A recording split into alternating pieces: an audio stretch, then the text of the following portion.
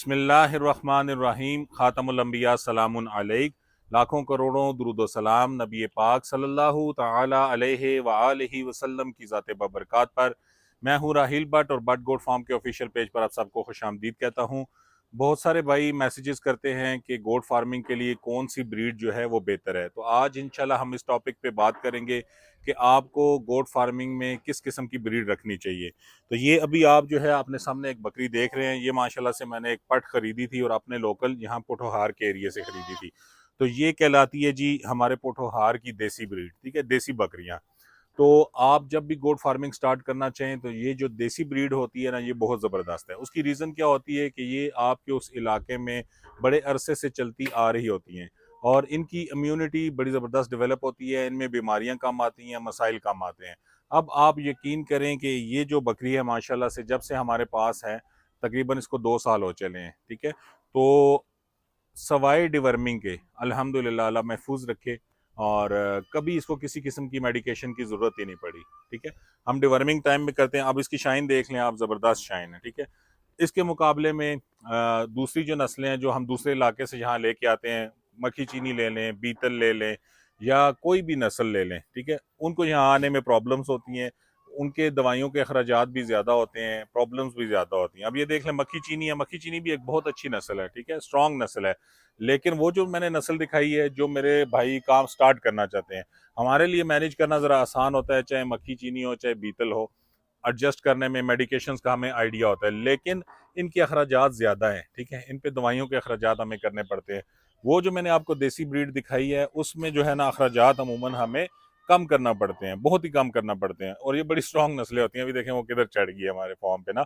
तो आप जिस इलाके में रहते हैं ना, ठीक है, जिस इलाके में आप रह रहे हैं वहाँ की लोकल नस्ल खरीदें, मिक्स ब्रीड खरीदें, तो आपको इंशाल्लाह मसाइल कम होंगे। सिर्फ आपने करना क्या है कि जो डिवर्मिंग के प्रोटोकॉल्स हैं, कीड़ों की दवाइयाँ आपने वक्त पे देनी है। कीड़ों की दवाई देने के बाद जिगर का सिरप आपने लाजमी देना है, लिवर टॉनिक लाजमी दें। इसके अलावा यकीन करें कि इन देसी बकरियों को किसी किस्म की मेडिकेशन की ज़रूरत बहुत ही कम पड़ती है, बहुत कम, दूसरी नस्लों के मुकाबले में। तो आप जिस इलाके में रहते हैं वहाँ की मिक्स ब्रीड खरीदें, ठीक है। उसके बाद भाइयों को ये भी इश्यूज होते हैं कि हम किस तरह की बकरी खरीदें। आया हम 2-3 लाख वाली बकरी खरीदें या 20-30 हज़ार वाली खरीदें। 20 हज़ार की तो खैर अब मुमकिन नहीं होता, 30 हज़ार 35 हज़ार की जो नई पट्ठे हैं, यंग पट्ठे हैं, हम वो हमें अगर मिल जाए लोकल एरिया से तो मेरा मशवरा यही होता है कि आप जो है ना स्टार्ट में यही इसी चीज़ पे काम करें कि आप लोकल देसी बकरियां खरीदें और कम अमाउंट वाली खरीदें और उनके अंदर ब्रीडर अच्छी क्वालिटी का छोड़ दें, तो आहिस्ता आहिस्ता आपके पास एक अच्छी नस्ल आना शुरू हो जाती है। जो भाई मेरे मिक्स ब्रीड पे काम करते हैं उनको मसाइल कम पेश आते हैं, ठीक है। अक्सर सोशल मीडिया पे बड़ी धूम दिखाई जाती है और भाई हमारे बहुत सारे उसी जाल में, उसी चक्कर में फंस जाते हैं। बड़े बड़े जानवर दिखाए जाते हैं, बड़े बड़े बकरे दिखाए जाते हैं कि बस ये आप ईद पे आप जो है ना वो करोड़पति होने वाले हैं, बस ये रखने की देर है। बहुत सारे भाई ना, मैं इसलिए वीडियोस बनाता हूँ कि यार अवेयरनेस आए। कुछ हमारे भाई जो है ना वो दूसरी कंट्रीज से भी, सऊदीया में, दुबई में, इन कंट्रीज से भी राब्ते करते हैं। वो बेचारे अरसे हो गए वहाँ पे उनको नौकरियां करते हुए, वो चाहते हैं कि पाकिस्तान में आएँ और गोट फार्मिंग एक ट्रेंडिंग बिजनेस है। तो बहुत सारी वीडियोस देखते हैं, मैसेजेस करते हैं कि हम जो है ना वहाँ से जॉब छोड़ के यहाँ पाकिस्तान में आना चाहते हैं। तो बिल्कुल बिजनेस करना चाहिए, ठीक है। ये बकरी जो है ये अंबिया का पेशा है, ये आपको बेनिफिट इंशाल्लाह ज़रूर देगी, लेकिन आपको टाइम चाहिए, ठीक है। मैं यही कहता हूँ कि आपको 3 साल जो है ना वो लगाने पड़ेंगे इस काम में। 3 साल लगाएंगे, ठीक है, उसके बाद आप इस काबिल होंगे कि इससे आप एक अच्छी अर्निंग कर सकें। तो लिहाजा एकदम अपनी जॉब्स वगैरह छोड़ के और सारा सिलसिला छोड़ के आप कहें कि मैं रातों रात जो सोशल मीडिया पे दिखाया जाता है, इधर मैंने बकरी रखनी है, उधर मैंने अमीर हो जाना है, तो ऐसा सिलसिला नहीं है। इंशाल्लाह ये आपको ज़रूर बरकत देगी, लेकिन 3 साल आपने जहन में रखने हैं। और जब भी आएँ हमेशा हमारा यही मशवरा होता है कि वह अपने इलाके की लोकल मिक्स ब्रीड खरीदें। मिक्स ब्रीड खरीद कर उस पर काम करें, वैक्सीनेशन का ख्याल रखें। हाँ, अब ये जो एक चीज़ मैंने मिस की है वो है वैक्सीनेशंस, ठीक है। इन देसी बकरियों को मैं लगाता हूँ वैक्सीन, उसके बाद डिवर्मिंग का प्रोटोकॉल इनका मैं लाजमी फॉलो करता हूँ। उसके बाद इश्यूज कम आते हैं।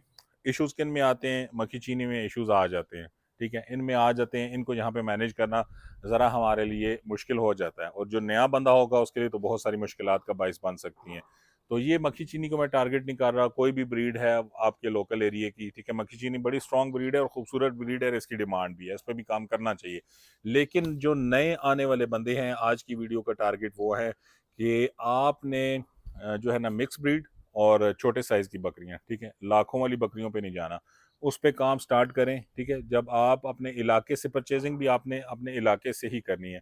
कोशिश करें जैसे हमारा ये गांव है, आसपास के गांव से हम, जब ये जो देसी बकरी मैंने आपको दिखाई है वीडियो में, ये हमारे साथ वाला गांव है, वहां से हम खरीद के लाए थे। तो इसी माहौल की हिली हुई बकरियां होती हैं, यहीं ये पैदा होती हैं, मसाइल बड़े कम होते हैं। मेरे पास जितनी भी देसी बकरियां हैं उनको कभी वो एक मुहावरा होता है ना कि पैनाडॉल भी देने की हमें ज़रूरत कम ही पड़ती है। तो इन पे काम करें तो इंशाल्लाह आपको कामयाबी ज़रूर मिलेगी, ठीक है। वैक्सीनेशंस का आपने ख्याल रखना है, पीपीआर, ईटीवी, ठीक है, वो आप मेरा व्हाट्सएप ग्रुप भी ज्वाइन कर लें। इंशाल्लाह जब भी कोई सीज़न आता है उसके हवाले से हम गाइड कर देते हैं कि अब आप ये वैक्सीनेशंस जो है वो लाजमी कर लें। इसके साथ साथ डिवर्मिंग के प्रोटोकॉल्स, उन पे भी इंशाल्लाह मैंने वीडियोस बनाई भी हैं, अलग से भी पूरी वीडियो बनाएंगे। डिवर्मिंग का प्रोटोकॉल आपने मस्ट फॉलो करना है। यकीन करें तरह तरह के कीड़े होते हैं, हमें आइडिया ही नहीं होता। हम बस जो है ना एक सिंपल, जो अक्सर मैसेजेस आ रहे होते हैं, एक सिंपल सॉल्ट, सिंपल दवाई इस्तेमाल करवाने के बाद समझते हैं कि हमने जो डिवर्मिंग प्रोटोकॉल्स हैं वो फॉलो कर लिए हैं। लेकिन इनमें जिगर के, आंतों के, फेफड़ों के, जिल्द के और न जाने कौन कौन से कीड़े इन जानवरों के अंदर होते हैं। मैंने कल भी एक वीडियो लगाई है, तो वो मैं खुद देखकर हैरान हो गया कि ओजड़ी पे जो है ना वो कैसे वो कीड़े चिपके हुए थे और वो वो जानवर की जो है ना वो जान ले गए। तो इसलिए डिवर्मिंग के प्रोटोकॉल को फॉलो करें, ठीक है, और देसी ब्रीड पे काम करें तो इंशाल्लाह अल्लाह आपको कामयाब करेगा। मजीद मालूमात के लिए आप हमारा जो व्हाट्सएप ग्रुप है उसको ज्वाइन कर सकते हैं। मुझे मैसेज कीजिए 037052237444 और हमारे व्हाट्सएप ग्रुप में तशरीफ़ लाएँ, इंशाल्लाह आपको मुकम्मल गाइड किया जाएगा। फेसबुक पेज है उसको फॉलो कर लें, हमारा यूट्यूब चैनल है उसको सब्सक्राइब कर लें, इसी तरह हमारी टिकटॉक जो आईडी है आप उसको भी फॉलो कर लें। और मज़ीद वीडियोस के लिए जो है वो हमारे तीनों पेजेस को फॉलो करें और हमारी वीडियोस को शेयर किया करें। उसकी रीज़न ये है कि आपको पता है हम मालूमाती वीडियोस बनाते हैं, अपने दूसरे भाइयों के फ़ायदे के लिए लाजमी लाइक और शेयर करें। जज़ाकल्लाह खैर।